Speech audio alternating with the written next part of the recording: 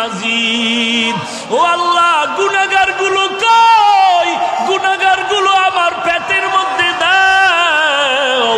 আমি আল্লাহর কাছে আবদার করবে, আল্লাহ বলবে রে ও জাহান্নাম একটু অপেক্ষা কর, আমি আল্লাহ বিচারটা শেষ করিয়া নেই। বিচারটা শেষ করার পরে এরপরে তোর কাছে গুনাহগারগুলো পাঠায় দিব। জাহান্নাম থামতে রাজি না। আল্লাহ তাআলা বলেন, ও জাহান্নামের শিকল দিয়া ধরে রাখ, জাহান্নামকে শিকল দিয়া বেঁধে রাখ। ৭০,০০০ রহমতের ফেরেশতারা জাহান্নামটাকে বেঁধে ধরে রাখতে পারে না। আমার নবী সিজদায় পড়ে কাঁদেন, ও আল্লাহ, জাহান্নামের ভিড়াও ভিড়াও, আমার একটা উম্মত যেন জাহান্নামে না যায়। জাহান্নামের ভয় আমার নবী সিজদায় পড়ে কান্না শুরু করবেন। আল্লাহ বলেন, ও নবী আপনি একটুও কাঁদবেন না, আপনার উম্মতের জাহান্নামে আমি আল্লাহ দিব না। আল্লাহ কুদরতের হাতে একটু পানি দিয়া ফেরেশতাকে বলবে জাহান্নামের গায়ে ছিটায়া দাও। আল্লাহর দেওয়া কুদরতের হাতের পানি জাহান্নামের গায়ে ছিটায় দেওয়া মাত্র জাহান্নাম পেছন দিকে দৌড়াবে। ফেরেশতারা বলবেন, ওরে মালিক, শিকল দিয়া যেই জাহান্নামের ধরে রাখতে পারি না, একটু সামান্য পানি দেওয়া মাত্র জাহান্নাম পেছনে চলে গেল। এটা কেমন বরকতের পানি? এটা কি জমজমের পানি, নাকি কাউসারের পানি, নাকি আবে হায়াতের পানি? আল্লাহ বলবেন, এটা তো কাউসারের পানিও না, জমজমের পানিও না, এই পানি হলো আমার গুনাহগার বান্দার চোখের পানি।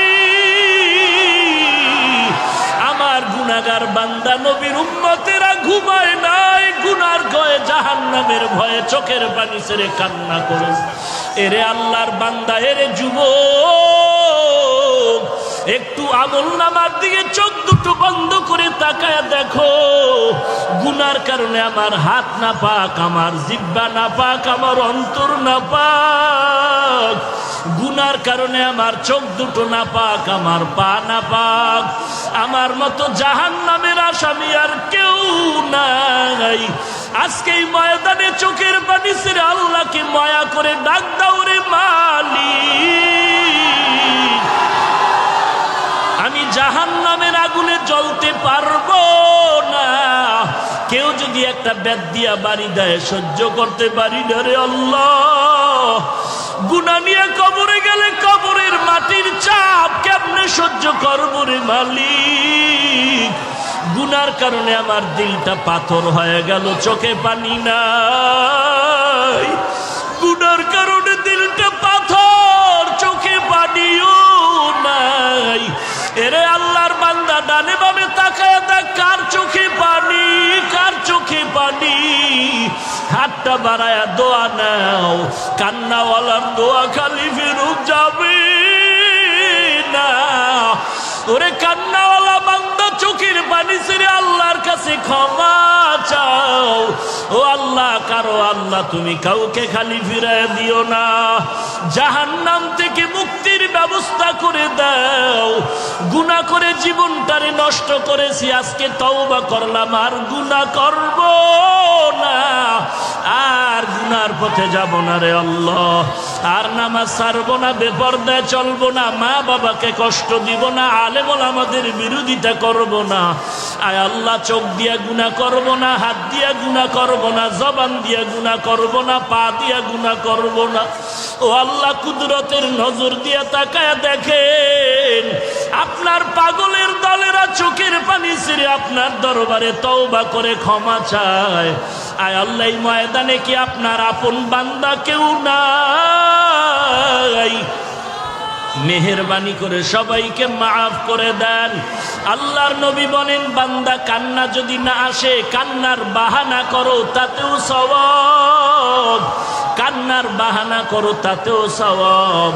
আল্লাহর কাছে কান্নাওয়ালা চক্ষু চাও, আল্লাহ কান্নাওয়ালা চক্ষু দান করেন। আল্লাহ কান্নাওয়ালা চক্ষু দান করেন আল্লাহ, কান্নাওয়ালা চক্ষু দান করেন আল্লাহ, জিকিরওয়ালা জিহ্বা দান করেন আল্লাহ, জিকিরওয়ালা জিহ্বা দান করেন আল্লাহ, জিকিরওয়ালা জিহ্বা দান করেন আল্লাহ, আখিরাতের ফিকিরওয়ালা কলব দান করেন আল্লাহ, গুনাহমুক্ত জিন্দেগি দান করেন ও মালিক।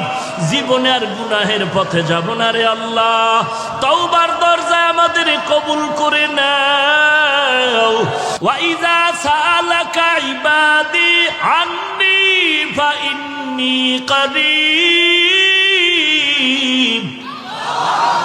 উজিবু দাওয়াতাদ দাঈ ইযা দাআন ফালইস্তাজিবু লি ওয়ালইউমিনু বি লাআল্লাহুম ইয়ারশুদুন।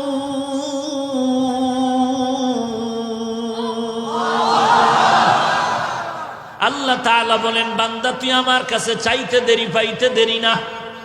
দুনিয়াওয়ালারাও দিবে দিবে বলে আশা দেয়, কিন্তু দরজা সব সময় খুলে না, মাঝে মাঝে খুলে মাঝে মাঝে বন্ধ, রাতের বেলা বন্ধ, দিনের বেলা খুলে, খুললেও দেয় না, স্যার এখন ঘুমায়। কিন্তু আমি মাওলা তোর কেমন আপন বন্ধু আর মালিক। সাগরে বয়া ডাক দিবি আমি আল্লাহ হাজির, রাতের বেলা ডাকবি আমি আল্লাহ হাজির, দিনের বেলা ডাকবি হাজির, ঘরে ডাকবি হাজির, বাইরে ডাকবি হাজির, খোলা আসমানে ডাক দিবে আমি আল্লাহ হাজির, বিমানে বয়া ডাক দিবে আমি আল্লাহ হাজির। আমি আল্লাহরে পাওয়ার জন্য আমেরিকা যাওয়া লাগবে না, রাশিয়া যাওয়া লাগবে না। আমি আল্লাহরে যারা তালাশ করো, কই খুঁজো কই খুঁজো, জায়গা মতো তালাশ কর, পেয়ে যাবি। বান্দা তুই আমারে তালাশ কই করো, আমি আল্লাহ তোর কাছেই তো আছি। ওয়া নাহনু আকরাবু ইলাইহি মিন হাবলিল ওয়ারিদ, তোর সার রোগের নিকটে আল্লাহ উপস্থিত আছে। তুই কই তালাশ করো আল্লাহকে, আমার আল্লাহ তো তোর ভিতরেই বিরাজমান। আল্লাহ তাআলা ঠিকানা দিয়া বলেন, ওয়াফি আনফুসিকুম আফালা তুবসিরুন।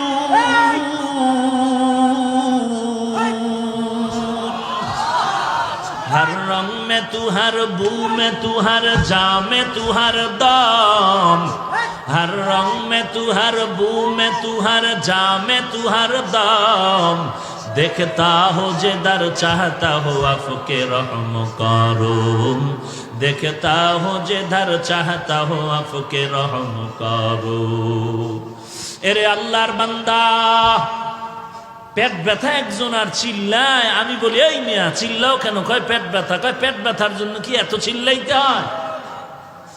हकीकत से तू दुनिया बेखबर है, दुनिया की नुमाइश पर नजर है, नमी गुयम के अज दुनिया जुदाबाश बहर कारे के बाशी बा खुदावा। এই পাগল, বুঝো না কিছু? পুলিশে একটারে ধইরা আরে ফিডা, এমন ফিডা ফিরতেছে, ব্যাগ দিয়া চোখে পানি নাই, হাউকাউ করে কিন্তু কি নাই চোখে। পুলিশের ব্যাতের আঘাতেও বান্দার চোখে পানি নাই, কিন্তু এটা আমার মালিকের কেমন কুদরতের কারিশমা। স্টেজে আল্লাহর বান্দা বয়ান করে, আর ময়দানের পেছনে যুবক চিৎকার করে বেউস। ব্যাপারটাকে একটু চিন্তা কর, পুলিশের বেতের বাড়িতেও চোখে পানি নাই, অথচ আল্লাহর বান্দা চোখের পানি ছেড়ে কেন হাউমাউ করে চিল্লায়? ওরে তো বেত দিয়া মারা হইছে নাকি? এই পাগল, ওরে বেত দেওয়া হইছে? তাহলে এখানে না বলা হইছে বয়ান করতেছে, ওই বান্দা কেন চিল্লায়? তোমার চোখে কেন পানি নাই?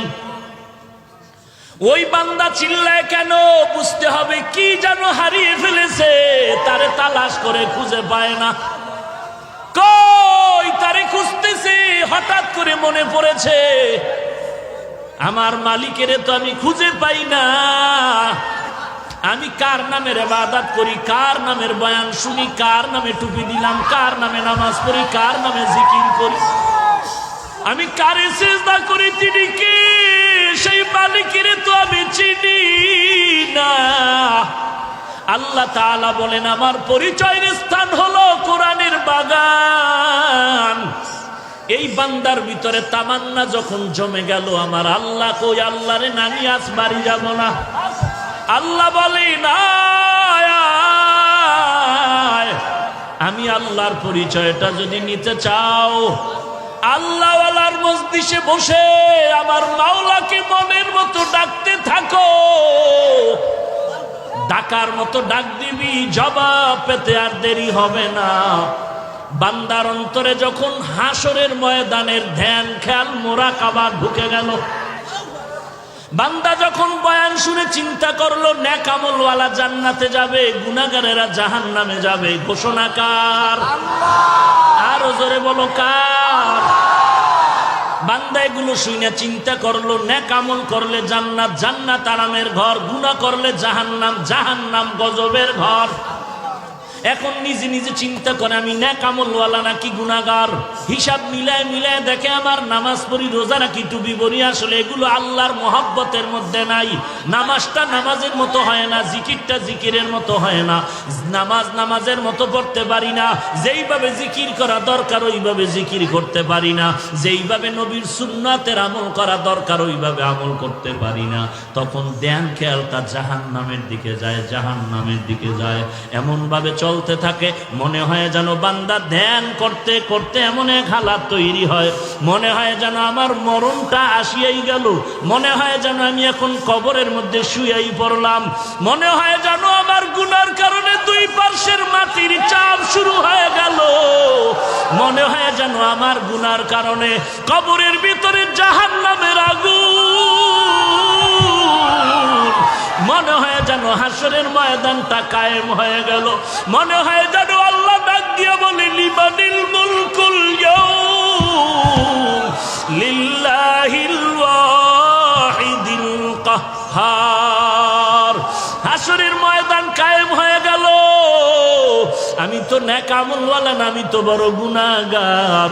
হাসরের ময়দানে মনে হয় নবীর কথা মতে সূর্যটা মাথার উপরে নেমে আসবো, সূর্যের একটা মুখ না 12টা মুখ জমিনের মধ্যে ফিরানো। আল্লাহ অর্ডার করে সূর্য তোর যত তাপ আছে জমিনে সারিয়া দে, সূর্যের তাপে জমিনটা তামা হয়ে যাবে। ইন্নাল আবরারা লাফি নাঈম ওয়া ইন্নাল ফুজ্জারা লাফি জাহিম। নেক আমলওয়ালারা জান্নাতে যাবে, গুনাহগার যারা তারা জাহান্নামে যাবে। ঘোষণা কার? ফারিকুন ফিল জান্নাহ ওয়া ফারিকুন ফিস সাঈর। রাস্তা দুইটা, একটা জান্নাতের আর একটা জাহান্নামের। জাহান্নামে কারা যাবে তাও আল্লাহ কোরআনে স্পষ্ট বলেছেন, জান্নাতে কারা যাবে তাও স্পষ্ট বলে দিয়েছেন। নেক আমলওয়ালা জান্নাতে যাবে, গুনাহগার যারা তারা জাহান্নামে যাবে। এবার জানায় দিছেন জান্নাতটা কেমন, জাহান্নাম কেমন। মা তাশতাহি আনফুসুকুম, জান্নাত এমন আরামের ঘর, মনে মনে পরিকল্পনা করবা, চাওয়ার আগেই সামনে হাজির হয়ে যাবে। যেখানে অশান্তি বলতে কিছু নাই, আরাম আর আরাম। বান্দা তুমি চাওয়ার আগে পেয়ে যাবে। জাহান্নামটা কেমন আল্লাহ তাও বিস্তারিত কোরআনের আয়াত দিয়া বয়ান করেছেন।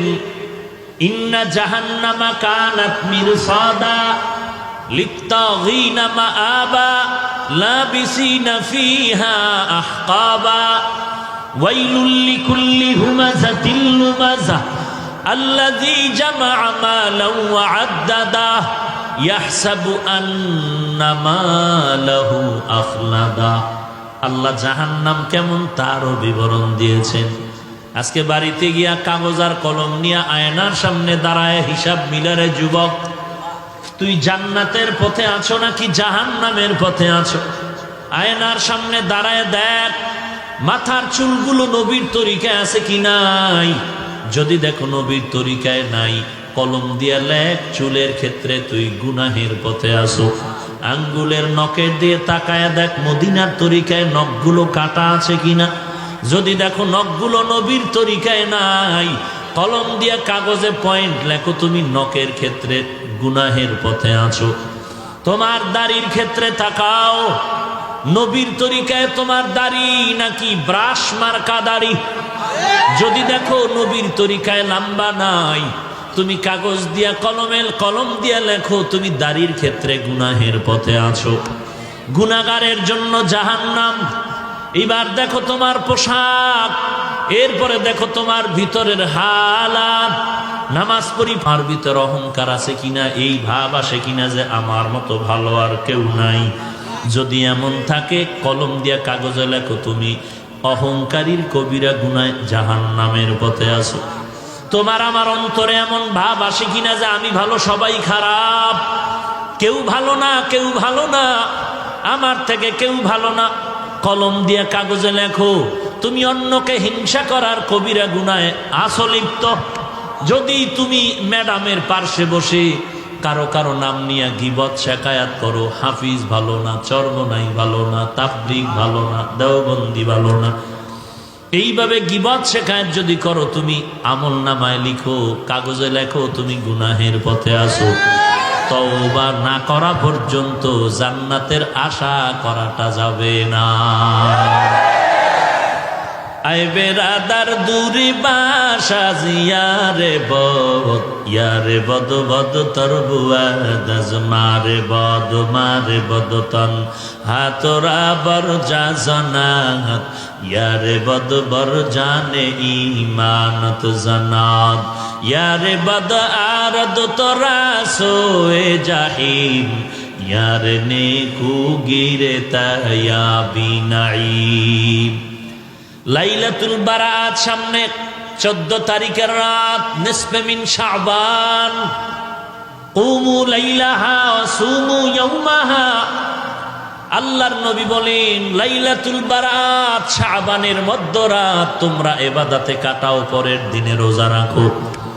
এখন একদল লাইলাতুল বারাত পালন করতে গিয়া ইবাদতের 12টা বাজায়া হালুয়া রুটি নিয়ে ব্যস্ত হয়ে যায়। এরা বেশি বাড়াবাড়ি করে। আর এক দল আছে বাড়াবাড়িতে নাই, সারিয়া দিছে, বলে লাইলাতুল বারাত বলতে সবে বারাত কিচ্ছু নাই, বেদাত বেদাত বেদাত। দোনো দল সীমা লঙ্ঘনকারী। এরা বাড়াইতে গিয়া সীমা লঙ্ঘন, এরা কমাইতে গিয়া সীমা লঙ্ঘন করেছে।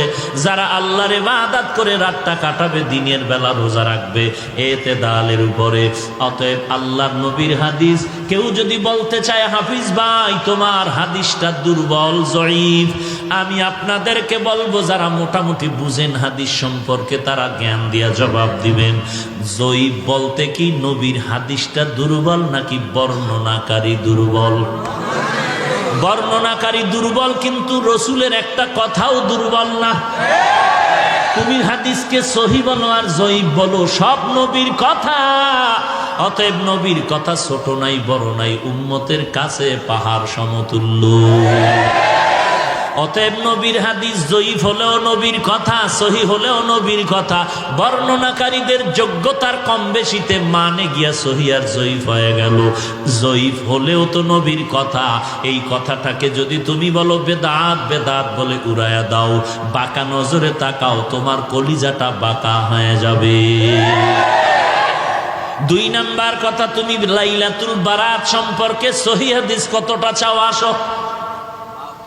মুহাদ্দিসিনে কেরামগণের বর্ণনা মতে, রায় মতে সহিহ হাদিস আছে লাইলাতুল বারাত সম্পর্কে অনেকগুলো।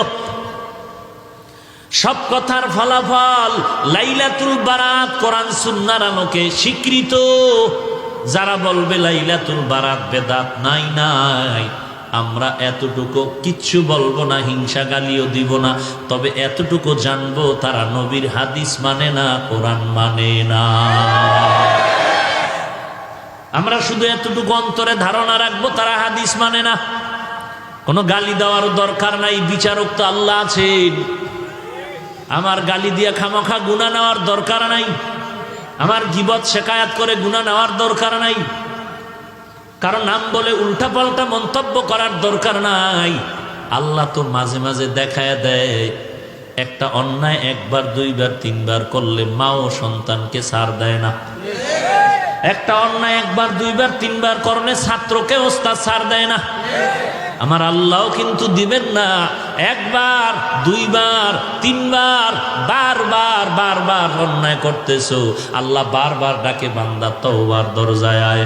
কুল ইয়া ইবাদিয়াল্লাযীনা আসরাফু আলা আনফুসিহিম লা তাকনাতু মির রাহমাতিল্লাহ ইন্নাল্লাহা ইয়াগফিরুয যুনুবা জামিআ ইন্নাহু হুয়াল গফুরুর রহিম।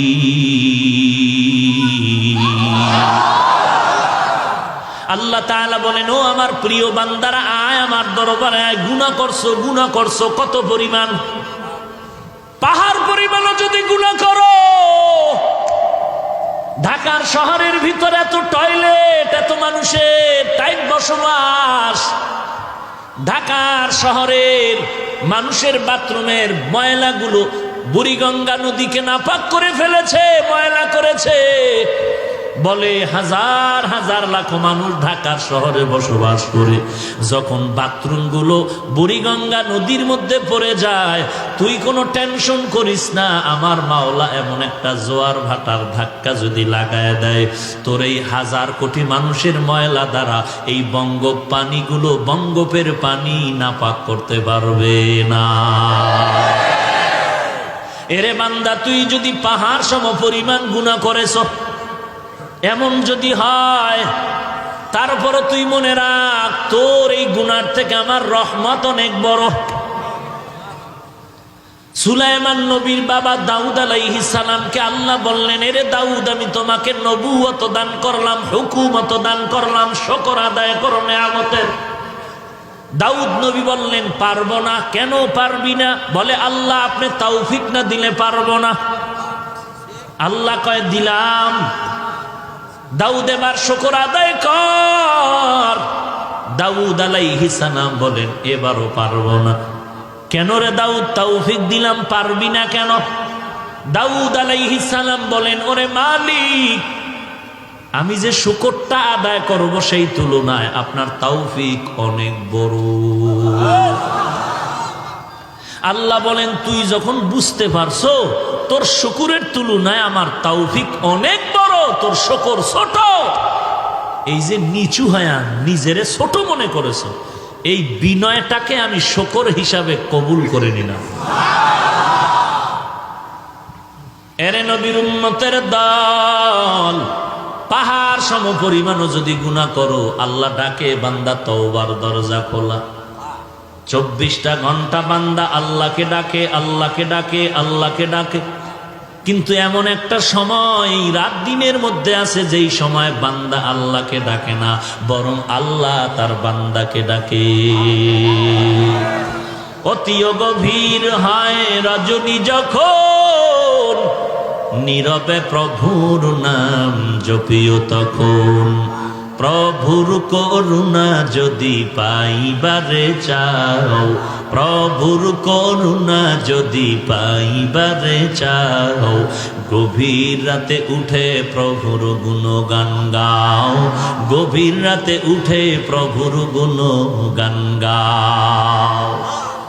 এমন একজন নবী নাই যে গভীর রাতে আল্লাহর সাথে কথা বলেন নাই। এমন একজন আল্লাহর নবীর সাহাবী নাই যে গভীর রাতে আল্লাহর সাথে ডাইরেক্ট কথা বলেন নাই। ওই সময়টা আল্লাহর সাথে কথা বলার লাইনটা ক্লিয়ার। আল্লাহ বলেন, আমি প্রথম আসমানে এসে ডাকি, উদউনি আস্তাজিব লাকুম। বান্দা তুই আমাকে ডাক দে, আমি জবাব দেওয়ার জন্য প্রথম আসমানে রেডি হয়ে আছি। আয় আল্লাহ, গুনাহমুক্ত জিন্দেগিতে নবীর সুন্নতের আমলওয়ালা বানায় দাও, আমিন। আলহামদুলিল্লাহি রাব্বিল আলামিন। রব্বানা যালামনা আনফুসানা ওয়া ইল্লাম তাগফির লানা ওয়া তারহামনা লানাকুনান্না মিনাল খাসিরিন ইয়া আরহামার রাহিমিন ইয়া আরহামার রাহিমিন ইয়া আরহামার রাহিমিন। রব্বিরহামহুমা কামা রব্বায়ানি সগীরা রব্বিরহামহুমা কামা রব্বায়ানি صغيرا ও আল্লাহ তাকায় দেখেন আমরা সবাই জাহান্নামের আসামি গুনাহটা করিয়া জীবনটারে নষ্ট করে ফেলেছি রে মালিক কত ওলামায়ে কেরাম কত সাদা দাড়িওয়ালা হাজী সাহেব আয় আল্লাহ কলিজার টুকরা কত যুবক আয় আল্লাহ কত সাদা দাড়িওয়ালা কত চাকরিজীবী কত ব্যবসায়ী কত ছাত্র ভাই কত ছোট ছোট বাচ্চা পর্দার আড়ালের কত মা বোনেরা হাত তুলেছেন আয় আল্লাহ গুনার কারণে হাত তুলতে বড় লজ্জা পাই তারপরেও আপনার দরওয়াজা ছাড়ি নাই রে আল্লাহ আয় আল্লাহ মেহেরবানি করে আমাদের মাফ করে দেন কত বড় বড় বেঈমানেরও তো আপনি মাফ করে দিয়েছেন রে আল্লাহ আমরা তো আপনার আদরের নবীর উম্মত নবীজির মোহাব্বতে আমাদের মাফ করে দেন আয় আল্লাহ আজকের মাহফিল কবুল করে নেন মাদ্রাসা কবুল করে নেন সমস্ত মসজিদগুলো কবুল করে নেন সারা দুনিয়ায় মুসলমানের হেফাজত করেন বাংলাদেশ শান্তির দেশ বানায় দেন ইসলামের জন্য দেশ রক্ষায় যারা জীবন দিল মাফ করে দেন প্রশাসনিকভাবে যারা কাজ করে দেশ ও দ্বীনের খাদেম বানায় দেন আয় আল্লাহ নবীজির সুন্নতওয়ালা আমলি জিন্দেগি দান করেন আল্লাহ আয় আল্লাহ গুনাহের প্রতি ঘৃণা জমায়া দেন আল্লাহ আয় আল্লাহ কারো হাত খালি ফিরাইয়া দিয়েন না রে মালিক ও দয়ার মালিক গুনার কারণে দিলটা পাথর চোখে পানি নাই কান্নাওয়ালা চক্ষু দান করেন আল্লাহ কান্নাওয়ালা চক্ষু দান করেন আল্লাহ কান্নাওয়ালা চক্ষু দান করেন আল্লাহ আয় আল্লাহ এখানে যারা হাত তুলেছে অনেকের মা নাই অনেকের বাবা নাই অন্ধকার কবর থেকে দোয়া চাই রে সন্তান ওই মা বাবার চেহারাটাও কি মনে পড়ে না কত দিন রাত আমি অসুস্থ বিছানায় পড়ে আছি আমার মা মাথার কিনারায় সারা রাত্র সজাগ ঘুমায় না সন্তান অসুস্থ ও দয়ার মালিক কুদরতের নজর দিয়ে তাকায় দেখেন ময়দানে কারা